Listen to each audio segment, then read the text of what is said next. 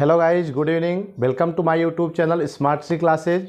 मैं विपिन सर आप लोगों के लिए जो हमारे इस चैनल पर आप लोगों को बायोलॉजी सब्जेक्ट के अंतर्गत धमाका सीरीज चलाई जा रही थी, उसी धमाका सीरीज के अंतर्गत आज एक और नए क्वेश्चन के साथ, इंपॉर्टेंट क्वेश्चन के साथ आपसे रूबरू होंगे। ठीक है, सभी गाइज जो भी इस चैनल को देख रहे हैं, अगर चैनल को सब्सक्राइब नहीं किए हैं तो एक बार सब्सक्राइब कर लें और वीडियो को, इस लिंक को अपने ग्रुप में भी शेयर कर दें, ताकि आपके जितने भी स्टूडेंट्स हैं जो 12th की परीक्षा देंगे उन सबको ये वीडियो मिल जाए। ठीक है, और सभी लोग इस आज के इम्पॉर्टेंट क्वेश्चन से जुड़ सकें। ठीक है गाइज, तो फटाफट एक बार आप चैनल को सब्सक्राइब करिए और उसके बाद लिंक को शेयर करिए। ठीक है, उसके बाद हम चलते हैं अपने इम्पॉर्टेंट क्वेश्चन की ओर। ठीक है, तो आइए देखते हैं आज के इस क्वेश्चन में क्या कुछ नया होने वाला है। ठीक है, तो आज का जो हमारा क्वेश्चन है कि वन्य जीव संरक्षण क्या है तथा लाल आंकड़े किताब को समझाइए। मतलब क्वेश्चन एक दूसरे से कोरिलेटेड है। क्वेश्चन में दो तरह के आपके प्रश्न पूछे गए हैं और दोनों ही एक दूसरे से रिलेटेड है। ठीक है, हालांकि इन क्वेश्चंस को हम एक बार नहीं 2-3 बार और भी आपको वीडियो के रूप में प्रोवाइड किए हैं, टॉपिक्स के रूप में। जब हम सिलेबस कवर करा रहे थे तब भी आपको इस वीडियो को हमने दिया था। ठीक है, तो आई होप आपने उस वीडियो को देखा होगा और आज वही प्रश्न आपके सामने है, तो आप इस प्रश्न से रिलेटेड, ठीक है, जो आंसर है उसको माइंड में आप एक बार सेटअप कर लिए होंगे। ठीक है, हो सकता है कुछ स्टूडेंट्स इस लॉकडाउन की परिस्थिति में पढ़ना छोड़ दिए हों, चैनल पे हमारे बराबर ना बने हों, क्योंकि जब एग्ज़ाम का टाइम टेबल डिस्पैच हो गया, ठीक है, डिस्टर्ब हो गया, तो बच्चों को भी काफ़ी डिस्टर्बेंस हुआ, ये बात मैं समझता हूँ। लेकिन फिर भी आप अपने नॉलेज को जो भी अभी तक पढ़ा है उसको एक बार ज़रूर रिपीट कर लीजिए। ठीक है गाइज, तो ये भी पढ़ा है आपने कि वन्य जीव संरक्षण क्या होता है और लाल आंकड़े किताब क्या होता है। ठीक है, इसलिए आप लोग इस क्वेश्चन का आंसर आपने दिमाग में एक बार रिपीट कर लिए होंगे। ठीक है, आइए देखते हैं। तो सबसे पहले वन्य जीव क्या होता है। ठीक है, वन्य जीव को वाइल्ड लाइफ कहते हैं। क्या कहते हैं? वाइल्ड लाइफ कहते हैं। ठीक है, इंग्लिश में क्या कहते हैं? वाइल्ड लाइफ कहते हैं। वन्य जीव, बहुत ज़्यादा रटने की ज़रूरत नहीं है।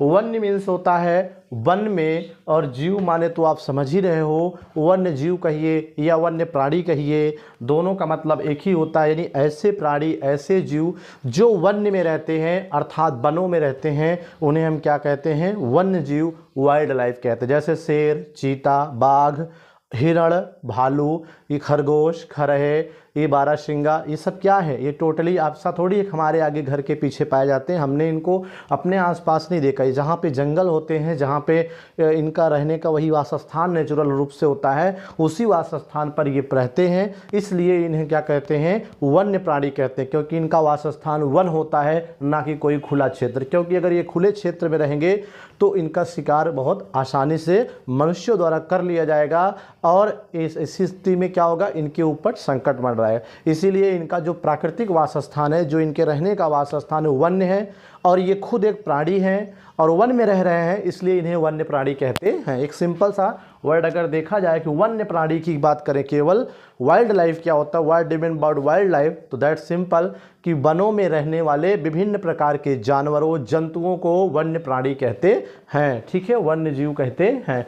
अब बात आती है एक और कोई इसमें सेट किया गया एक वर्ड, संरक्षण का मतलब क्या होता है, कंजर्वेशन क्या होता है, तो दैट सिंपल संरक्षण यानी रक्षा। ठीक है, सुरक्षा प्रदान करना या किसी भी प्राणी की सुरक्षा देना या उसे उसके अस्तित्व को बनाए रखने के लिए, ठीक है, उसे विलुप्त से बचाने के लिए, उसे संकटग्रस्त होने से बचाने के लिए जो प्रक्रिया हम अपनाते हैं उसे हम क्या कहते हैं? संरक्षण कहते हैं। जैसे आपको पता है कि वर्तमान समय में हजारों प्रकार के जो वन्य प्राणी थे, वनों में रहने वाले प्राणी थे, आज वो पृथ्वी से क्या हो गए हैं? विलुप्त हो गए हैं। ठीक है, ऐसी स्थिति में कुछ प्राणी संकटग्रस्त स्थिति में आ गए हैं। विलुप्त का मतलब कि पृथ्वी से पूर्ण रूप से खत्म। जैसे अभी आप देख रहे हो कि आपके आसपास बहुत सारे गिद्ध पाए जाते हैं, लेकिन आज कहीं पे गिद्ध दिख नहीं रहा है। ठीक है, इसका मतलब क्या है कि ये पृथ्वी से लगभग क्या हो चुके हैं? विलुप्त हो चुके हैं, तो या संकटग्रस्त हो गए हैं। तो संकटग्रस्त का मतलब है कि इनके लगभग जितनी आबादी थी, सारी आबादियों में कुछ यदा कदा ही कुछ संख्या में बचे हैं 2-4, और अगर इनको संरक्षण दे दिया जाए, इनको सुरक्षा दे दी जाए, खाने पीने की व्यवस्था कर दी जाए, इनके प्रजनन की व्यवस्था एक जगह पे कर दी जाए सुरक्षित तरीके पे, सुरक्षित स्थान पे, तो क्या होगा कि इनकी जनसंख्या में वृद्धि होगी। तो ऐसी प्रक्रिया को हम क्या कहते हैं, संरक्षण कहते हैं। ठीक है, सीधा सीधा एक शब्द में सुरक्षा समझिएगा, सुरक्षा प्रदान करना। तो अब दोनों को मिला दे तो क्या हो गया, वन्य प्राणी मतलब वनों में रहने वाले प्राणी, संरक्षण माने सुरक्षा, अर्थात वनों में पाए जाने वाले प्राणियों को सुरक्षा प्रदान करना। ठीक है, उनके रहने खाने की व्यवस्था के साथ साथ उनके विलुप्त होने से बचाने के लिए, संकटग्रस्त से बचाने के लिए किए गए प्रयास को हम क्या कहते हैं, वन्य जीव संरक्षण कहते हैं। ठीक है, अब ये आप डिफाइन कर सकते हो एक लाइन के रूप में, या एक दो जो डिफिनीशन होती है उसको आप बना सकते हो। ठीक है, तो आइए देखते हैं कि डिफिनीशन क्या होता है, कैसे लिखेंगे कि वन्य जीव संरक्षण क्या होता है। ठीक है, तो सबसे पहले वन्य जीव संरक्षण को आपने यहाँ पे ऐसे टॉपिक्स को हेडिंग के रूप में लिख लिया।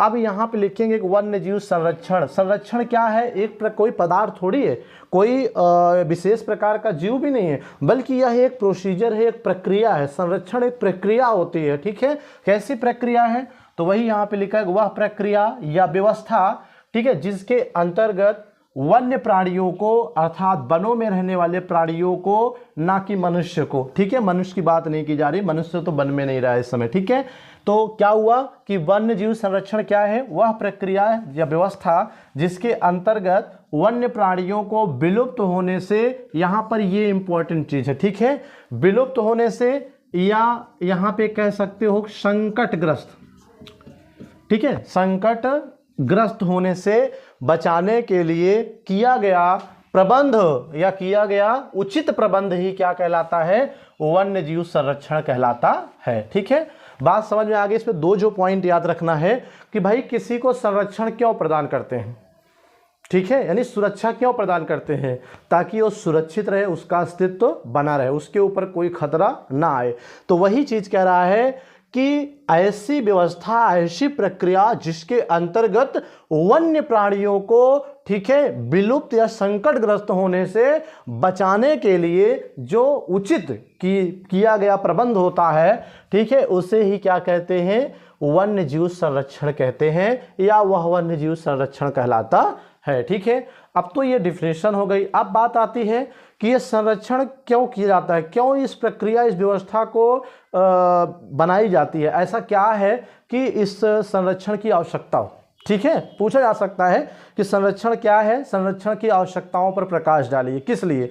तो यहाँ पे लिखा है ना कि वन्य जीव प्राणियों को विलुप्त होने से बचाने के लिए, और उन्हें संकटग्रस्त होने से बचाने के लिए, और उनके अस्तित्व को पृथ्वी पर बनाए रखने के लिए। ठीक है, जैसे आपको पता है आज डायनासोर की अगर हम बात करें तो वर्तमान समय में डायनासोर क्या है, पृथ्वी का सबसे विशालतम जानवरों में से एक था, लेकिन वर्तमान समय में पृथ्वी पर कोई डायनासोर बचा नहीं। पूरे विश्व की बात करें, सिर्फ इंडिया की बात करें तो नहीं, सिर्फ पूरे विश्व की अगर हम ले लें तो कहीं भी किसी भी देश पृथ्वी पर ऑल ओवर वर्ल्ड में कहीं पर डायनासोर उपस्थित नहीं है। लेकिन हाँ, पिछले 1000, 2000, 4000 साल पहले पृथ्वी पर यह प्राणी था, आज नहीं है। इसका मतलब क्या है, विलुप्त हो गया। तो विलुप्त कैसे हुआ, क्या कारण थे, अगर उस समय इसको संरक्षण प्रदान किया गया होता तो आज पृथ्वी पर डायनासोर उपस्थित होता। तो ऐसे अब हम जो विलुप्त हो गया है उनको तो वापस नहीं ला सकते हैं, लेकिन जो पृथ्वी पर अभी विद्यमान है, जैसे कौवे, चील, गिद्ध, ठीक है ना, उसके बाद शेर, चीता, बाघ, तेंदुआ, इन सबको जो पृथ्वी पर हैं, लेकिन आज से 1000 साल पहले, 500 साल पहले चले तो इनकी संख्या पृथ्वी पे बहुत ज़्यादा थी, लेकिन वर्तमान समय में ये 2-4-600 की संख्या में पूरे भारत में ही बचे हैं।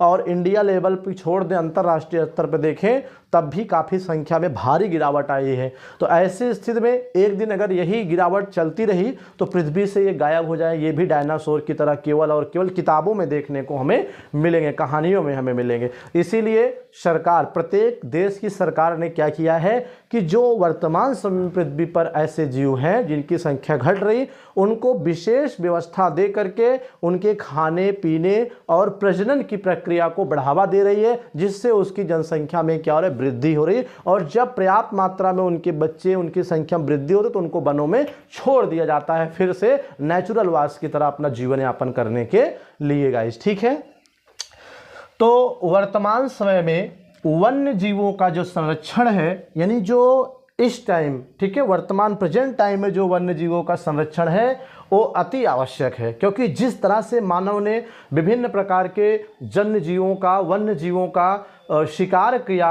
और शिकार करके उनके खाल, उनके मांस, उनकी हड्डियों को दवा बनाने में प्रयोग करने हेतु अंतर्राष्ट्रीय मार्केट में करोड़ों के दाम में बेचा है।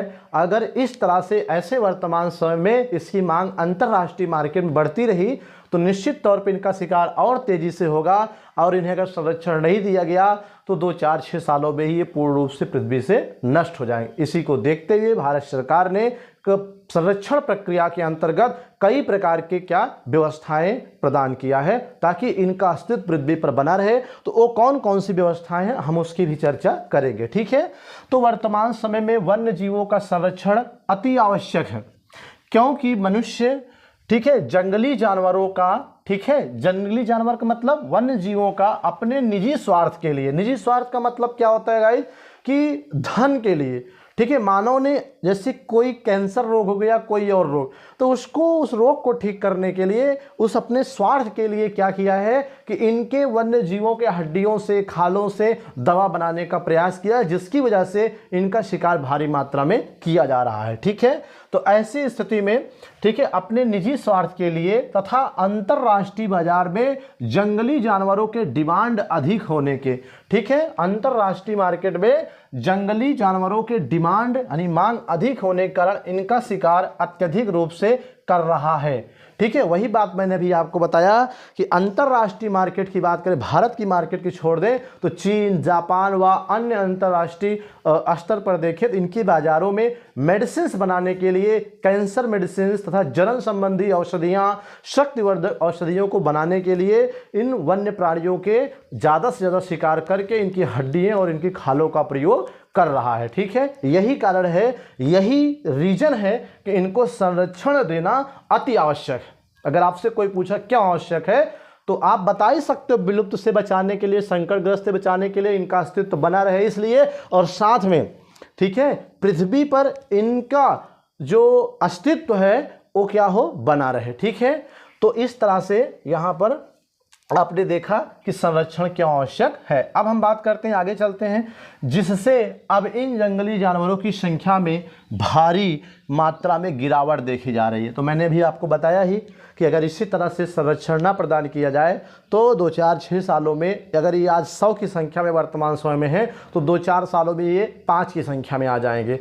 तो इस तरह से गिरावट जारी रहे, इसीलिए संरक्षण क्या है, देना अति आवश्यक है। ये संरक्षण की प्रक्रिया सिर्फ भारत, इंडियन गवर्नमेंट के लिए नहीं है, बल्कि पूरे वर्ल्ड लेवल पर, आप कह लीजिए इंटरनेशनल लेवल पर ये जो कंजर्वेशन प्रोसेस है, संरक्षण प्रोसेस है, ये लागू किया गया है, ठीक है। आगे देखते हैं, अगर हम वर्तमान परिदृश्य में देखें, यानी वर्तमान स्थिति में अगर हम सोचें, देखें, ठीक है, तो आज पृथ्वी पर मानव की इन्हीं, ठीक है, कार्यों की वजह से, इन्हीं कार्यों की वजह से मतलब कि मानव के जो शिकार करने की, आपको पता है आज से हजारों साल पहले जब राजा महाराजा हुआ करते थे उनको भी शिकार करने का बहुत शौक रहता था, लेकिन उनके शिकार करने का मकसद ये नहीं था कि उनकी हड्डियों का अंतर्राष्ट्रीय मार्केट में व्यवसाय करना या उनको पूर्ण रूप से संकटग्रस्त कर देना या उनको इतना ज़्यादा शिकार कर देना कि वो विलुप्त कर, ऐसा नहीं था। एक शौक बस ऐसे वन्य जीवों का क्या करते थे, शिकार करते थे। लेकिन आज तो शौक बस छोड़िए, सिर्फ और सिर्फ धन कमाने और मेडिसिन बनाने, ठीक है, के लिए अंतर्राष्ट्रीय मार्केट पर इनका ज़्यादा से ज़्यादा शिकार किया जा रहा है, ठीक है। तो वही कह रहा है, अगर हम वर्तमान परिदृश्य में देखें तो आज पृथ्वी पर मानव की इन्हीं कार्यों की वजह से, यानी शिकार करने के वजह से कई जंगली जानवर विलुप्त, ठीक है, कई जंगली जानवर विलुप्त और संकटग्रस्त हो गए हैं, अर्थात पृथ्वी से गायब हो गए हैं, ठीक है, या तो फिर गायब हो गए हैं या गायब होने की कगार पर पहुंच चुके हैं, ठीक है। तो अतः पृथ्वी पर अगर जीवन को बनाए रखना है, ठीक है, यानी पृथ्वी पर अगर जीवन को बनाए रखना है, सिर्फ वन्य प्राणियों के जीवन की बात नहीं की जा रही है, क्योंकि अगर उन पे खतरा है, अगर वो पृथ्वी से अस्तित्व उनका मिट जा रहा है, तो आने वाले समय में जो हमारा मानव सभ्यता है, मानव अस्तित्व है, कहीं ना कहीं इसका जीवन भी समूल नाश की ओर बढ़ जाएगा, यानी पूर्ण रूप से पृथ्वी पर मानव ही खत्म हो जाएगा। इसलिए अगर हमें मानव सभ्यता बचानी है तो मानव को चाहिए कि अपने साथ साथ जो इस पृथ्वी पर अनेक वन्य प्राणी या और भी प्राणी हैं, उनके अस्तित्व को बनाए रखना चाहिए, या उनके अस्तित्व को बनाए रखने का काम अवश्य करना चाहिए। ये हम सभी मनुष्यों का कर्तव्य होना चाहिए। ठीक है, तो वही कह रहा है कि अतः पृथ्वी पर अगर जीवन को बनाए रखना है तो इन्हें वन्य जीवों का संरक्षण अति आवश्यक है। ठीक है, अर्थात वन्य जीवों का संरक्षण अति आवश्यक, इन्हें का मतलब कि वन्य जीवों का संरक्षण अति आवश्यक है। ठीक है गाइस, ये हो गया। अब यहाँ हम देख रहे हैं कि अतः इनके संरक्षण हेतु भारत में, मैं भी बात कर रहा था ना कि इंडियन गवर्नमेंट में वन्य जीवों के संरक्षण के लिए कौन कौन सी प्रक्रिया या कौन कौन सी व्यवस्था की है, किस व्यवस्था के तहत इनको संरक्षण प्रदान किया है। ठीक है, वो बातें यहाँ पर हम आपसे डिस्कस करेंगे।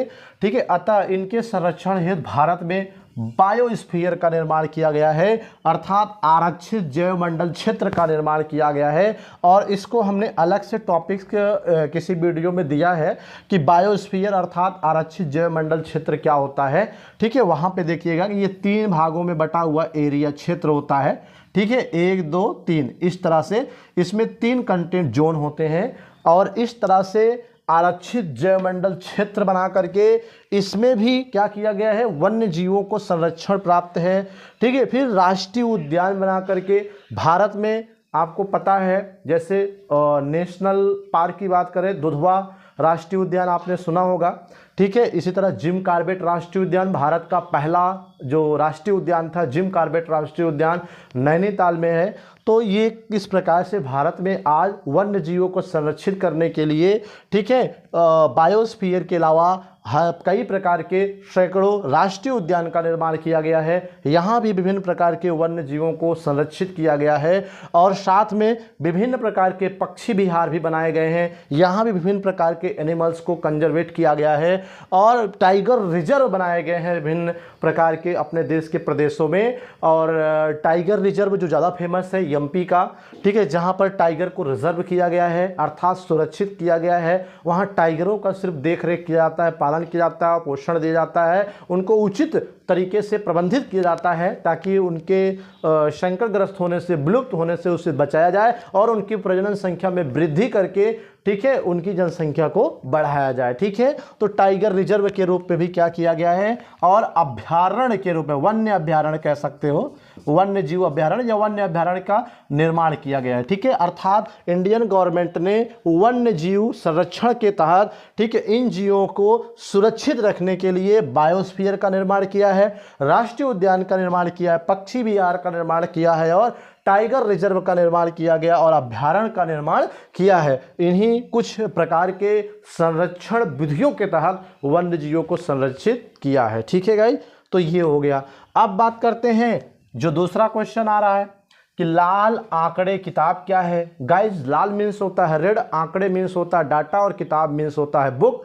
ठीक है, अगर इसे हम संक्षिप्त में बात करें, या लाल मीन्स रेड और आंकड़ा मतलब डाटा, कहते नहीं कि हमें डाटा दे दीजिए। ठीक है, डाटा का मतलब कि कैसे, क्या, क्यों, ये आंकड़े जो कहते हैं। ठीक है, तो रेड डाटा और किताब माने बुक, अर्थात RDB संक्षिप्त में बात करें तो RDB, पेपर में आपके RDB नाम से भी आता है, या फिर लाल आंकड़े किताब के नाम से भी पूछ सकता है। ठीक है, तो आपके पेपर में दोनों नाम से पूछ सकता है, RBD क्या है या RDB क्या है, या लाल आंकड़े किताब किसे कहते हैं। ये अगर ये मान लीजिए ना समझ में आए तो इसका इंग्लिश क्वेश्चन भी दिया रहता है, वहाँ से भी आप देख सकते हो। ठीक है, हमेशा ध्यान रखना, पेपर में अगर कोई क्वेश्चन, ठीक है, हिंदी में उसका लैंग्वेज नहीं समझ आ रहा कि ये कौन सा वर्ड आ गया, तो उसका इंग्लिश पैटर्न वहाँ पे दिया होगा, उसको देखिएगा। तो कभी कभी कुछ चीज़ें क्या होती है, हिंदी उसकी हमें, जैसे बैंक है ना, बैंक तो सब जानते हैं, लेकिन बैंक की हिंदी क्या होती है ये लोगों को नहीं पता है, बहुत सारे लोग। तो बैंक कहेंगे तुरंत समझ जाएंगे। एक अनपढ़ आदमी जो कभी ABCD भी नहीं सीखा होगा, वो भी बैंक इंग्लिश शब्द है, लेकिन वो भी बैंक ही जानता है, तो इसकी हिंदी अधिकोष। अब पेपर में आ जाए अधिकोष क्या होता है, तो नहीं जता पाएंगे। बैंक क्या होता है तो लोग समझ जाए, इसलिए आप हिंदी के वर्डों को ना समझ पाइए तो इंग्लिश वर्ड जरूर देख लीजिएगा। तो आइए चलते हैं कि लाल आंकड़े किताब क्या होता है, इसके बारे में चर्चा करेंगे। रेड डाटा बुक अर्थात RDB क्या होता है, ठीक है। यानी आप समझ गए होंगे किताब, लाल आंकड़े किताब यानी ये किताब है एक प्रकार का, ज़्यादा आपको याद करने की कोई ज़रूरत ही नहीं है, ठीक है। मैंने जैसे पहले बता रखा है कि हेडिंग को ही आप ज़्यादातर देखिएगा, वहाँ से आपके आंसर निकलने शुरू हो जाएंगे, ठीक है। लाल आंकड़े किताब मतलब किताब यानी एक किताब है, एक बुक है, एक प्रकार की डायरी समझ लीजिए है, जिसमें लाल आंकड़े दर्ज होते हैं। लाल आंकड़े मतलब ऐसे आंकड़े जो रेड को दर्शाते हैं। रेड मीन्स क्या होता है दोस्तों, रेड कलर कहाँ यूज होता है, डेंजर, खतरा, यानी कि ऐसे प्राणी, ठीक है, या वन्य प्राणी जो डेंजर पोजीशन में हैं, खतरे के निशान पे हैं। खतरे के निशान मतलब कि अब अगर उनको बचाया नहीं गया, उनको संरक्षित नहीं किया गया तो वो अब पृथ्वी से विलुप्त हो जाएंगे, ठीक है, अर्थात संकटग्रस्त हो गए हैं, ठीक है। ऐसे प्राणियों की जो सूचना है, ठीक है, उनको एक किताब में गवर्नमेंट क्या करती है, लिपिबद्ध कर देती है, ठीक है। और लिपिबद्ध करने के बाद उसी हिसाब से उनका संरक्षण क्या होता है, शुरू कर दिया जाता है, ठीक है।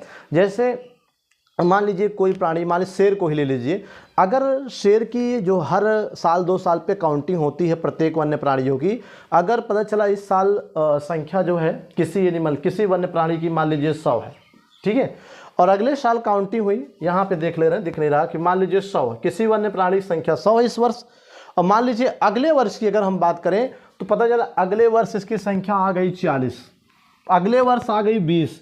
तो ये क्या हो रहा है कि डे बाय डे, ठीक है, या कह लो कि एनुअल जो प्रोसीजर है, मतलब जो वार्षिक गणना है उसके साथ देखें पर वर्ष क्या हो रहा है, पर ईयर क्या हो रहा है, घट रहा है।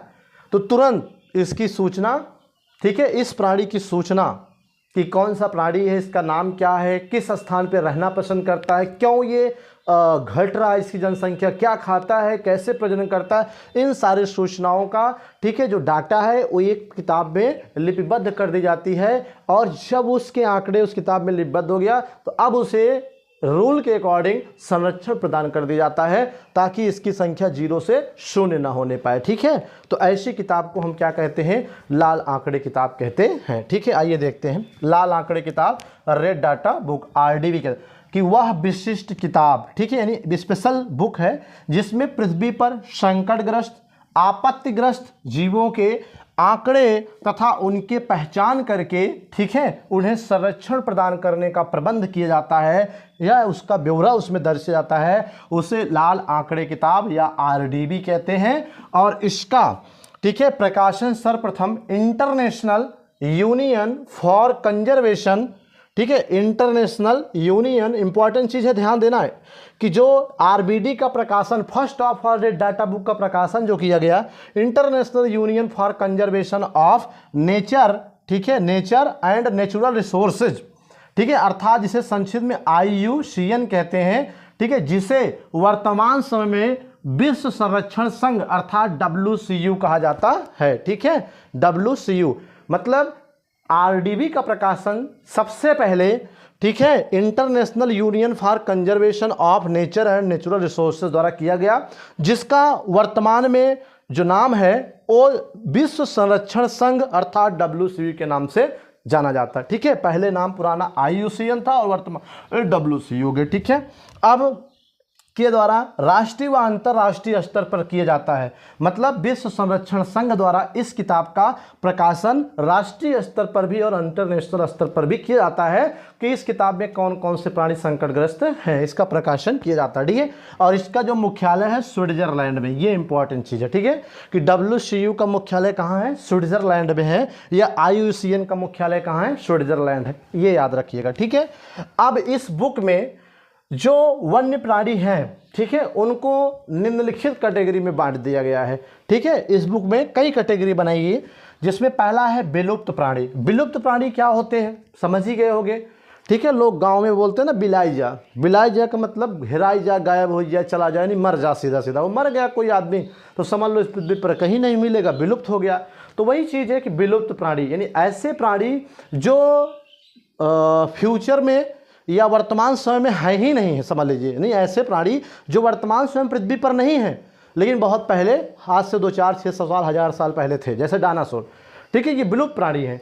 तो जैसे डोडो पक्षी हाल में ही विलुप्त हो गया है, पहले था अब नहीं है। डायनासोर, चीता आदि ये सब विलुप्त प्राणी हैं, ये वर्तमान में पृथ्वी पर नहीं है, बहुत पहले थे।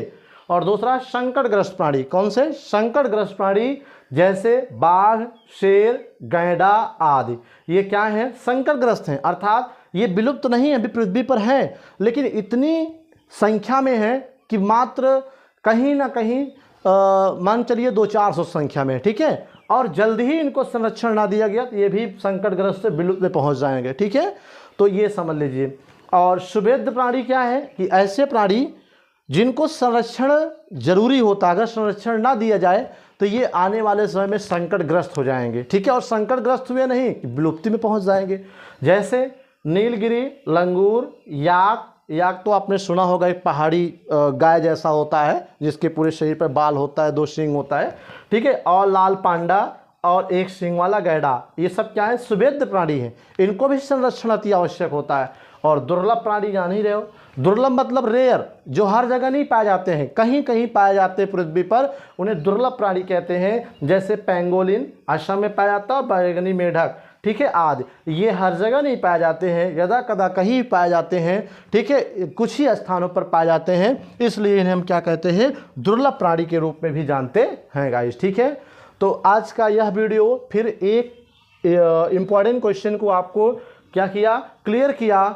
और मैं आपसे एक बार फिर से रिक्वेस्ट कर रहा हूं कि जितने भी स्टूडेंट्स वीडियो को देख रहे हैं वो वीडियो को स्किप ना करके पूरा देखें और इस लिंक को अपने ग्रुप में भी ट्रांसफ़र कर दें। जब तक पेपर का एग्ज़ाम का कोई निश्चित डिक्लेरेशन नहीं आ रहा है तब तक आप हमारे इस चैनल पर बने रहिए। आपको जो भी इस धमाका सीरीज़ के 1-2 क्वेश्चंस और हैं आजकल के वीडियो में वो क्लियर कर दिए जाएंगे, ठीक है। तो thank you for watching this video guys, thank you. Note कर लीजिए।